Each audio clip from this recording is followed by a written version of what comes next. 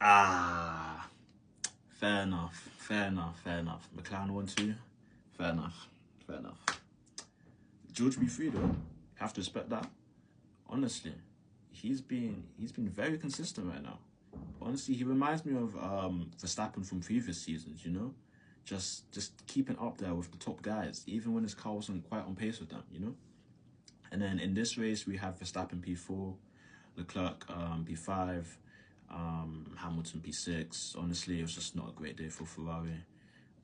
Just lack pace today, and yeah, not good.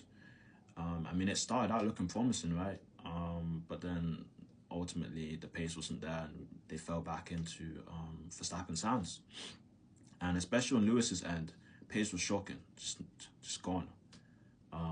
Complete turnaround from the sprint yesterday, and yeah, they did the right thing, swapping him and Leclerc midway through the race. You know, I was kind of hoping that you know, they swapped them back at the end, but I mean, fair enough. They didn't have to do that, and as I said, Leclerc was faster, so you know, it was deserved for him to stay ahead, right? And I don't think Lewis really cares about those kind of minor P5, P6 finishes anyway. So yeah. Looking after that, on the grid, we're talking about Ocon P7, I'm pretty sure, right?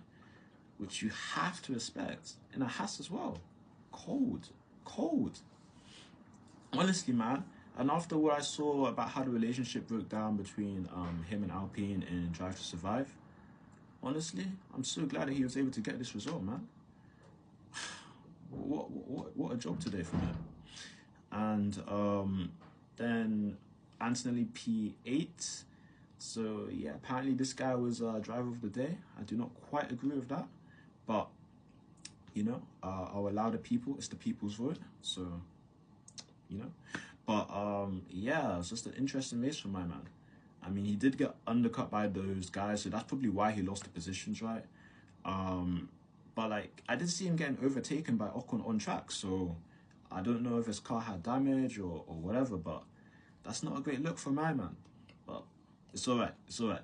Albon P9, another good result for my guy, and yeah, I'm pretty happy to see that. And now I think about it, right, a lot of guys were saying that, you know, Sainz was going to be washing Albon this season, but it's looking a bit different to that.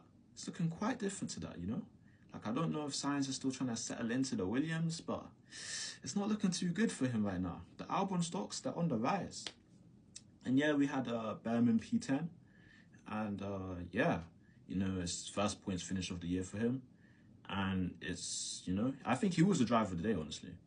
The amount of overtakes this guy was doing, and yeah, he probably saved this race in terms of entertainment for me, at least in some points, because it was just boring somewhere through it.